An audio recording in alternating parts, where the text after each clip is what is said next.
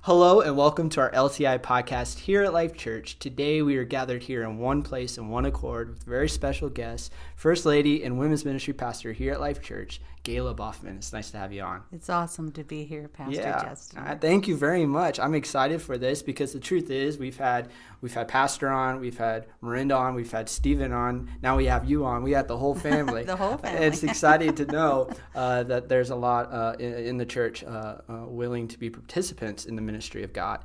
But today I thought we would talk about writing ministry, the ministry of writing. As an author, as a writer, I think it's encouraging to know that this form of ministry has been around forever. Even the subtext of what we use as guidelines and to reach the lost is the Word of God.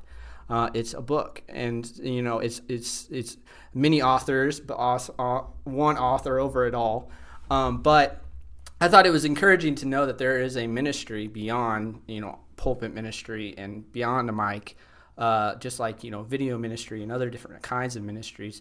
Writing ministry is a serious ministry, and you have been a author of quite a few books, and likewise your husband and a few here at LifeChurch.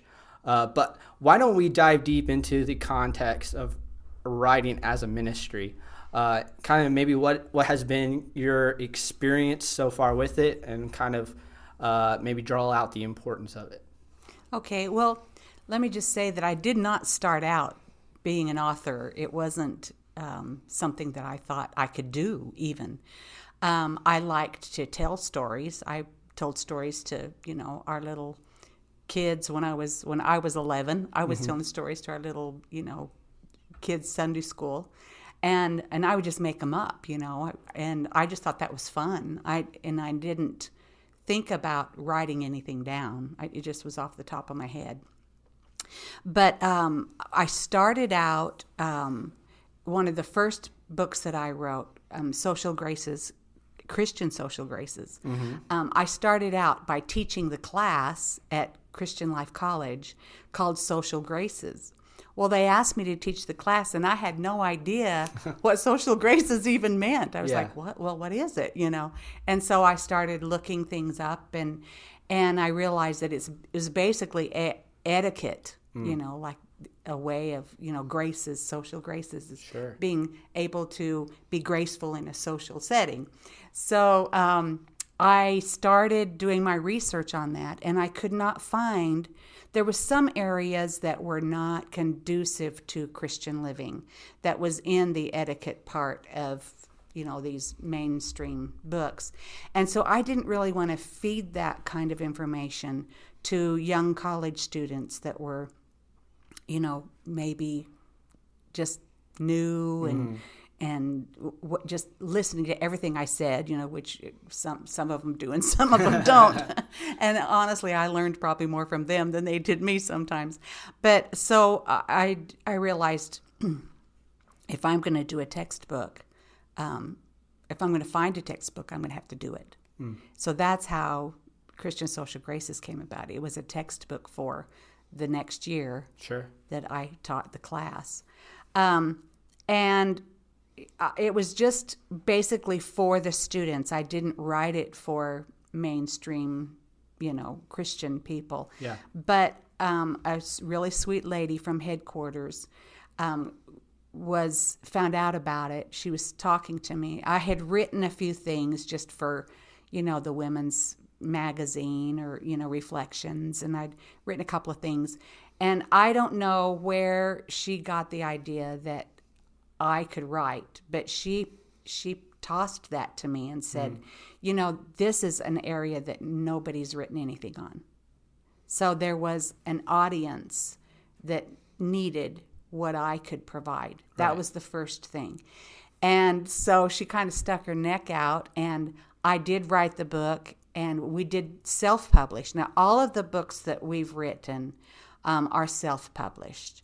So, you don't have to be connected with a big publishing company and sell your rights to your book. You can actually publish your own. You can be a terrible writer and publish a book, Yeah. So, and I felt a little bit safe with that. Sure. But the United Pentecostal Church publishing house did accept the book to get it out there to other people, and I was shocked that they even wanted it. Yeah. Well, it's this big, huge, this 400-page book. Yeah. and if you look at it and if you look through it, you realize that it really is a textbook. It's not something that you sit down and read from the beginning to the end, And so this book is what kind of put me on the map as a writer for United Pentecostal Church people. And I truly enjoyed writing it because I liked that subject about, and just to give you an idea kind of where I was coming from, I started, it's basically how to be hospitable in every part of life, you know. And I realized when I started putting it in as a book and as classes that, to be comfortable in social settings or even one-on-one or teaching, you have to be comfortable in your own skin. You have to feel comfortable with yourself. Yeah. And so oddly enough, in this book, the very first chapter is on self-image. And some people wonder, well, what does that have to do with social graces? Well, it has everything to do with it. That's good. And so what I did was I established the value of a Christian through the eyes of Jesus Christ. And so it's got a little Bible in there, And then we started, doing the next part was your social image and what you think of yourself. So the first one is your self-image the first one is your self-image, what you think of yourself. Your social image is what others think of you, what what you, personify. How they perceive. Yeah. And then I talked a little bit about the gracious woman and starting with attitude and poise. And yes, we did walk around the room with books on our heads on that one, and that was pretty fun. But just throughout it, and then some basic etiquette stuff, how to introduce people, how to actually put on a high tea, stuff like that, how to set a table correctly. So this book is just really practical, more than fun to read, which I did try to put some funny stories in it and some things that, I had experienced to kind of make it interesting because it can, that kind of stuff can kind of get boring. And then I actually had to, because I did it as a class, I had to have a workbook, of course. And this was just kind of a fun thing to put together for my students. And this book actually, I gave the rights to copy anything in it. So someone could buy this book, teach it as a class to their youth or something, and they can actually copy the pages on here and pass them out. They don't have to buy 12 books or however many. That's awesome. And it's, it's a little bit of fill in the blank and, stuff like that. So that's what this book was. And this kind of got me off, kind of hitting the ground running kind of thing. This is your launch point. It really was because Margie, my friend, she really stuck her neck out because she had no idea if I was a terrible writer, Yeah. And when headquarters accepted it and wanted to sell it in their bookstore, I was elated. Yeah. I was shocked. Yeah. I was scared. I was afraid people would say, this is the dumbest book, and then they'd say, we don't want any more, But it was actually my best seller for a long time because it fit a niche. Yeah. Mm-hmm. And so that is kind of the key to writing something. I have a very dear friend that I toss my ideas to. Mm-hmm. And I was wanting to do something here a couple of years ago. I had the title of the book and I kind of knew what direction I was going to go, but I thought I'm going to ask her what she thinks about me writing this book. And so I asked her, and when we were at a conference together, and she just looked at me and she said, well, let me ask you a question. And I said, okay. She said, what are you going to say that's not already been said? And you know what? I tossed that idea because it had been well covered. Yeah. It had been covered well. And so, I think if you've got an idea, that nobody else has covered yet, sometimes there's tons of ideas out there, and there's tons of things to write about that people are just waiting to hear. Right. Especially personal experiences that you've had. That's huge, Now that's kind of where I come up with this workbook. This is a wedding planner. And it's an odd shape. It's smaller than most wedding planners because, and my daughter is the face on the front. Isn't she pretty? I looked and looked and looked for a pretty modest bride, and I couldn't find one. And I was in my office, and I turned around, and I saw Miranda's picture. And I thought, you know what? She's my daughter. Sure, she is. But she's a modest, beautiful bride. And so, she was my model for that. She about died when she saw her picture on the front of my book. But she did help me with this book because when she was getting married, which was just before this came out, of course, she had this big, huge planner, wedding planner. Well, she couldn't take it with her to the store to get, swatches of fabric and, take it to the florist. It was just too big to take to all those places. Right. And she said, Mom, we need something that's smaller. And I thought, okay, makes sense, I have a need. Yep. And then she said, and it would really be cool if it was small enough to fit in your purse.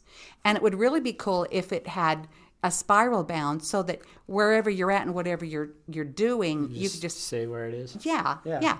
And so I went to a couple of my friends that were wedding planners, wedding planners, and they helped me write this book.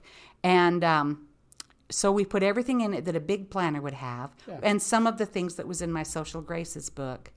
And I think it wasn't a big seller, but it's been a great gift to give to new brides. So that's kind of what I do mostly with that one, But number one, I think the thing that really inspired me about writing, and I always wanted to be a speaker. I love speaking. I love teaching. I love preaching. I just enjoy doing that.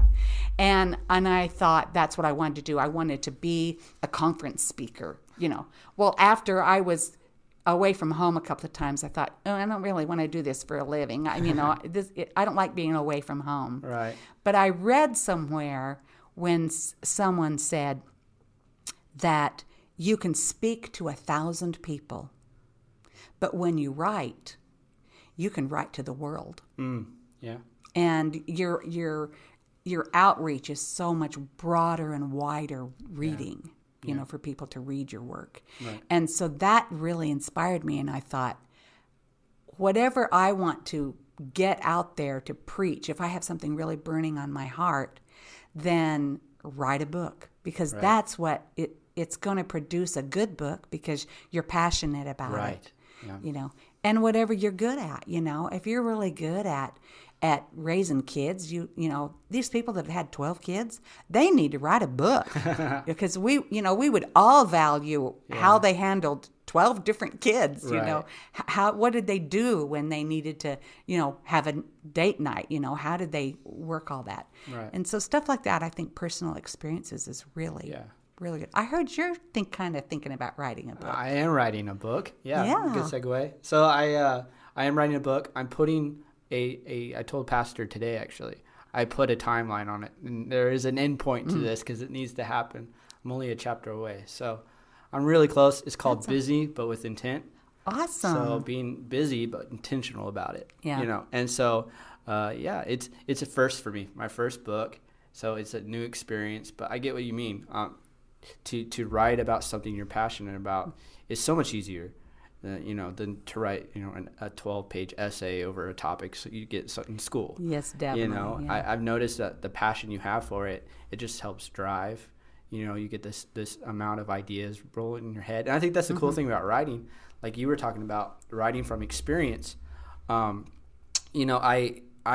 if you don't know me, I'm kind of introverted. I don't like, I don't know if I'd be able to, preach at NAYC or something like that. Like it'd just be a lot for me. And I've grown from then, but like to sit down and to write is really easy for me, but that is a way, like you said, to get your words out to not just the congregation that you are in front of, but, worldwide. And I think that not only is in writing, but that's across the line, social media, podcasts, what we're doing today, and to use a tool like writing to spread, what you want to spread is so encouraging. And I think it's kind of empowering almost. It makes you feel like you have the ability to help others and to be beneficial in some sense of the way when really you couldn't do it by your hands right then and there. Exactly. That's encouraging. I'm excited about it. We were talking about the process of writing. You were talking about you don't have to be a publisher. You don't have to go to a publisher, but you could be self-published yourself. And I think today and age, the more I've gotten into it, the more I realize there are a lot of options to publish a book yourself. Yeah. I mean, it's almost a competition online, I've noticed. You can almost get overwhelmed with all the opportunities to do it. And it's not as pricey as, Pastor was talking to me about it, years and years and years ago. It was kind of pricey to get your book out there. It's just not like that now. And so I think right now is the best time to write a book than it's ever been. We can talk about genres, right? Fictional, non-fictional, historical, mystery. I grew up reading mysteries. I loved mysteries. For someone like me, I'm a very visual person. I like to sit there and be stimulated with my eyes, with just processing video content. But the more I've gotten older and the more I've realized the beneficial of book, it is something relaxing to sit down and read a book, to let your mind just focus on the words. But I think the genre is important to impact different people, obviously. And so you have gone down the route of children's books, which is really cool. I don't know. I don't know very many people that write children's books, so to know someone that does is really cool. But what about, would you take a second and talk about why you decided to write children's books and kind of the process of that? Well, my dad was a storyteller, Robert Bibb. He was a storyteller, and he would tell us stories and just make them up off the top of his head. That's probably where I got that that habit. Yeah. I always intended to write one of his stories that he told us, and one of my favorite ones that he told us was about a little bee, and his name was Little Joe. And he was the littlest bee in the hive. So, his brothers would run off without him and go, get pollen and whatever. And I intended to write that. Well, then when my granddaughters came along, I started telling them stories. And on one Christmas, I decided to take those stories that I had told them and make a book out of it. And that's where I started. And I still intend to do my dad's. Yeah. But that's where Wooby and Monkey came. I would like to introduce you to Wooby and Monkey. Okay. So this is Wooby and Monkey. This isn't just any old giraffe and monkey. These are the little stuffed animals that my granddaughters could not sleep without. Oh, really? Now, Wooby is a giraffe. I do not know where the word Wooby came from, but he was one of those little blanky things with a little head on the top, and you could rattle it. Yeah. And he was a giraffe, and she slept with him every night. Then Monkey, my second one, that was Madison. My second one, Savannah, I bought her a little straggly monkey. It wasn't very big at all when she was little, and she sucked on the foot of that monkey so much that his little foot almost fell off. Really? But she could not go anywhere without Monkey. And so that's where I got the characters. Sure. And then I wanted to write them a book, and this is the first one that I wrote for them. And I did. It's got a lot of pictures in it. It's a picture book. Right. Okay, let me see if I can open this and let you see a little bit. Yeah. It's very. I wanted it full page pictures. Yeah. I wanted the words to be big. I didn't want there to be a lot of words. But this is just clip art. This isn't. I do need a illustrator that would actually draw these, because it's kind of hard to what's it called when you not publish, but when you get it out there, promote it. Oh, promote. Yeah, because I did buy the clip art, but I don't know how much rights I have. Right. To it. And I'm sure it'll be a bestseller one of these days. Yeah. Oh, yeah. But that's how I started writing children's books, and I really went through a lot of. You can go to the library and learn what words kids can write and read at a certain age. Yeah. And I figured out what age I wanted that book, and then really I went smart. through, Yeah. and then you use those words to tell your story. Wow. So that was a little bit of research that I had to do. Mine actually are books that are designed for parents to read to their children. But still, you can't get too deep with children. Right. So, yeah, that's how I started that. That's how I came to do children's books. No, So that's really cool. It's a process. It's in progress, too. Yeah. A process in progress. No, it's really cool because I being foster parents and stuff like that, I finally get the opportunity, and that's one of our processes. We have a bedtime routine. If it's strayed at all from the bedroom, it's a big fiasco. So you got to go through the routine. Yes. And one of those things is to sit down and read a book. She gets to pick out a book. We have a bookshelf full of books. She usually has her favorites, but every once in a while she'll grab a random one. We'll sit down and we'll read to her. But I think that's really cool, to get that. And not only is it sometimes educational for the kids, sometimes it's beneficial. It teaches good values, but it's also a moment where you can sit down with your child and spend that time. That story spelling time. It's valuable time. Yeah. I remember growing up, as young as I was, I still remember, being read a book to, there was the Hungry Caterpillar, or what's it called? The Very Hungry Caterpillar. It's a really famous one. That was my favorite book when I was growing up, and my mom gave it to me just recently, a couple months ago, because she found it in her storage, and I thought that was so cool. But you just don't forget those things. Yeah. So, I think that's really cool that you're doing And it. to have a Christian-based one it's amazing.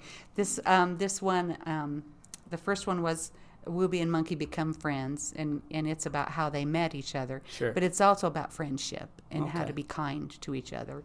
And then it leads into the second one, which is Wooby and Monkey Share Kindness. Okay. So they've connected with each other, but then they learn how to be nice to other people. Yeah. And then Wooby and Monkey Have Tea, and that was just one where they're hungry and they're looking for food, and a friendly raccoon comes along and invites them to tea, and it's fun writing for kids. Yeah, and I think it's cool because I think some people, they author in a specific demographic, and then that's what they stay in, that's what they're comfortable with.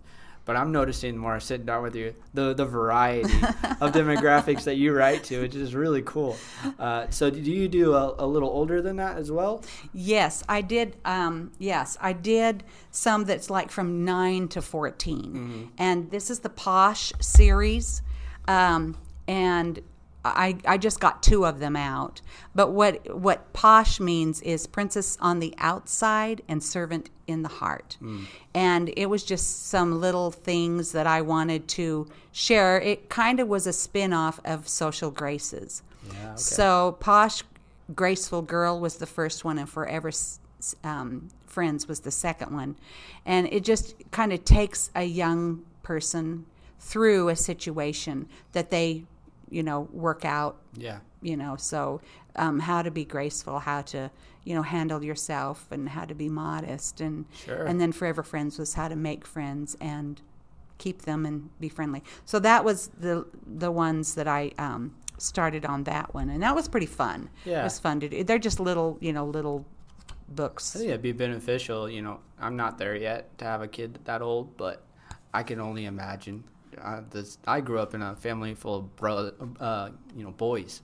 So I would know the first thing. Well, I did think about that. I thought, the boys need something like that, like to show them how to tie a tie the first time they wear a tie. You'd be surprised. Yeah. Yeah. So no, that's cool. So we went from kids to preteens, and then to so we here at LifeChurch, we use curriculum for our adult Bible life classes. We've done it for a while, the UPCI curriculum.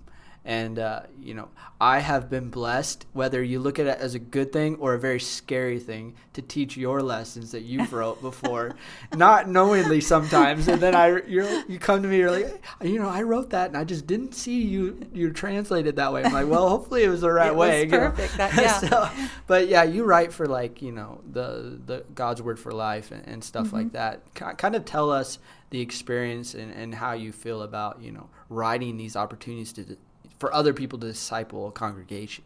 Well, it's challenging because it's really not my forte or my style, but I felt like it was an opportunity.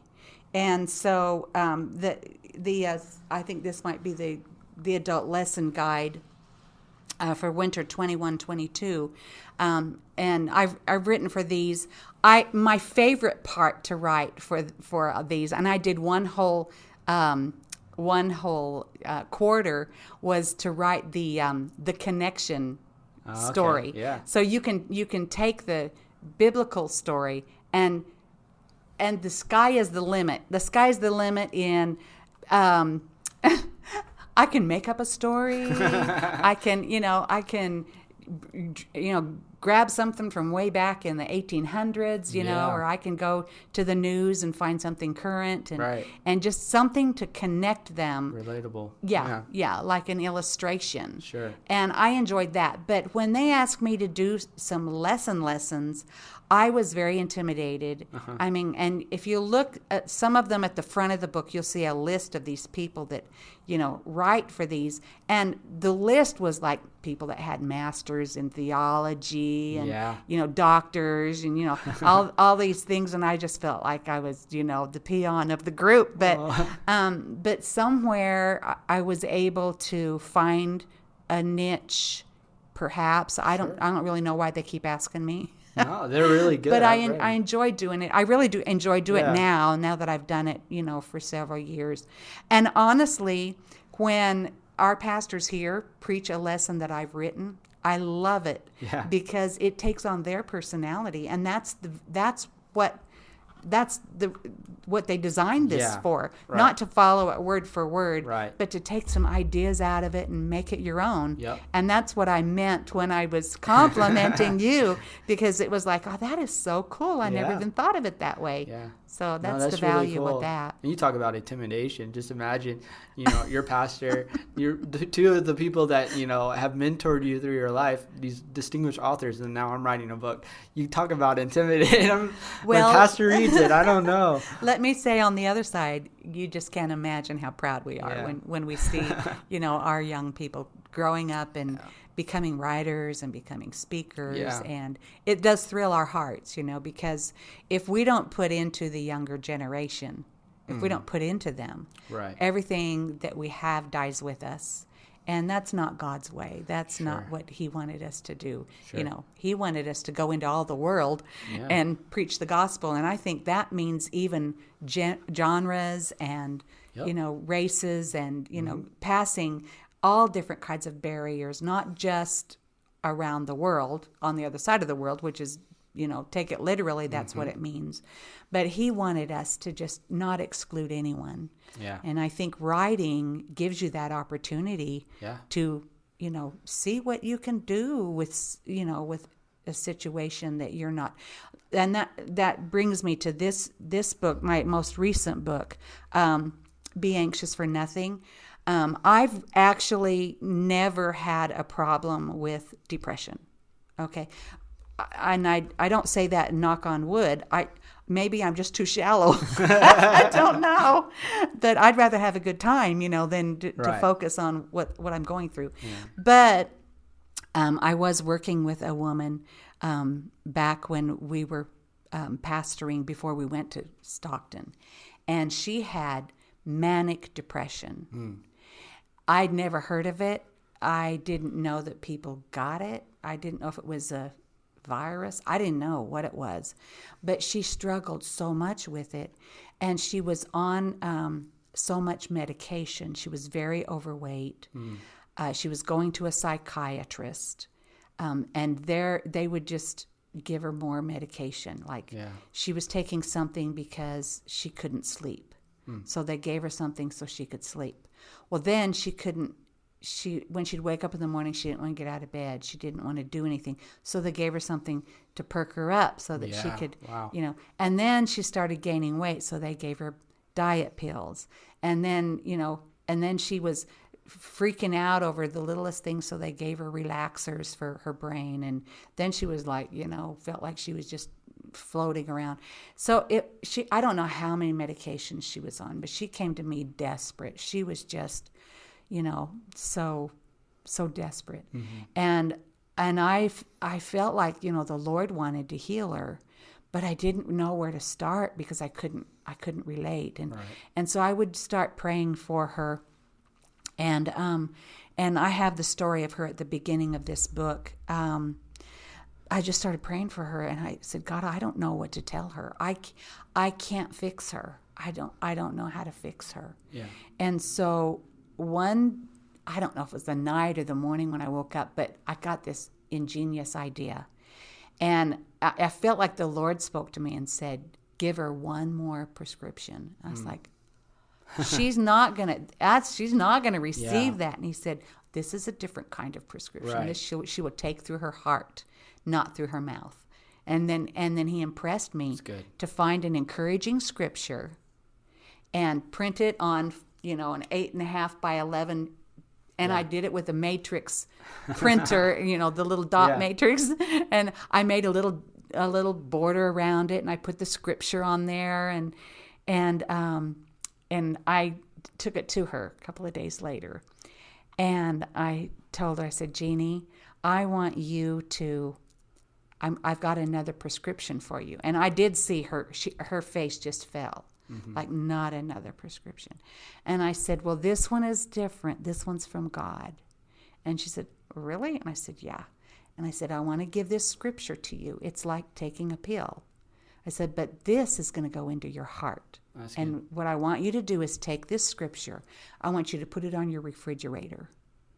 And every morning when you get up and you go in there to make your coffee or whatever, I want you to read it out loud.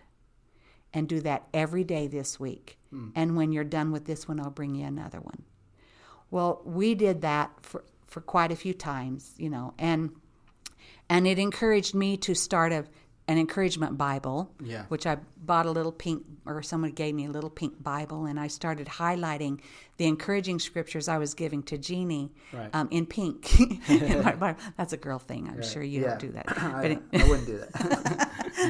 But that encouragement Bible, it got to be more and more scriptures and more and more.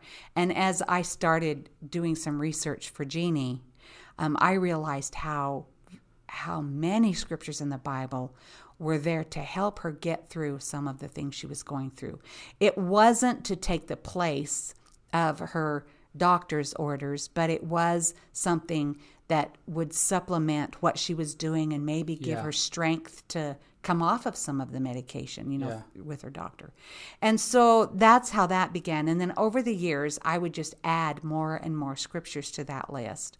I spoke one time at a ladies' retreat about just let me encourage you. And I just took those scriptures and just started reading them, just one right after the other. And the presence of the Lord just come in there, and women were just weeping, and the word is powerful. I didn't hardly say 5 words. It was speaks for itself. Yeah, it really does. So the Lord has been dealing with me for over 40 years. Probably over 40 years, close to 40 years, to write a book, because I passed out manuscripts left and right. I passed them out. I had, they were like 8 pages of scriptures. And and the Lord really wanted me to write a book, but I just didn't know where to start. Yeah. And when I did finally write the book, what I did was I categorized all of the scriptures into how somebody who's depressed feels, so that when they're depressed, they can go to that chapter and read what the Word says about it and find encouragement and strength. Because, we can talk to people all day long and counsel them all day long. But, God's Word is powerful, Justin. It's powerful, and I know you know that. Yeah. But some people don't realize how powerful it is until they give it a try, Yeah. And let me just say an experience. Before the book came out, my daughter, she was struggling she's been on a podcast and shared some of her testimony with you, and she was struggling with some depression. And so I took my manuscript and I gave it to her, and I just said, maybe this will help you. And she ate it up. I mean, it was dog-eared. I mean, it was her lifeboat, her life vest. Right. And she told me, she said, "Oh, Mama," she said, "I don't know what I'd have done without those words of God, And so when the book came out, I did a promo on Facebook, and she responded and said, "Oh, Mama, I'm so excited." She said, "This book saved my life." Wow. And I thought about that, and I thought, I'm so glad that I decided to do it. And, it came out just before the pandemic, the Christmas before pandemic. Wow. Yeah. So that is this book. This is Be Anxious for Nothing. This is my latest one that I've written, and it's definitely a reference book, not a research book, but a reference book. And it's been very, very popular. I probably give as many as I sell to people that really, need them. But that book has taken a long time to write. But it's mostly the Word. Right. It's mostly the Word. And, and I'm big on praying the Word and, how powerful the Word is. I thought about doing a book on praying the Word, but there's books out there already. Yeah. Why reinvent the wheel? Right. And so that was how Be Anxious for Nothing came along. And when you buy the book, you can read the whole story of Jeannie in it. And so I believe in the power of the Word. Sure. It's and I can't share that enough speaking. Yeah. But I can get a book out and reach many, many more people with that powerful principle. Yeah. Of the Word, No, that's really good. And my wife goes nuts about that book, and I've read it a few times, or a couple things like I needed. Trust me.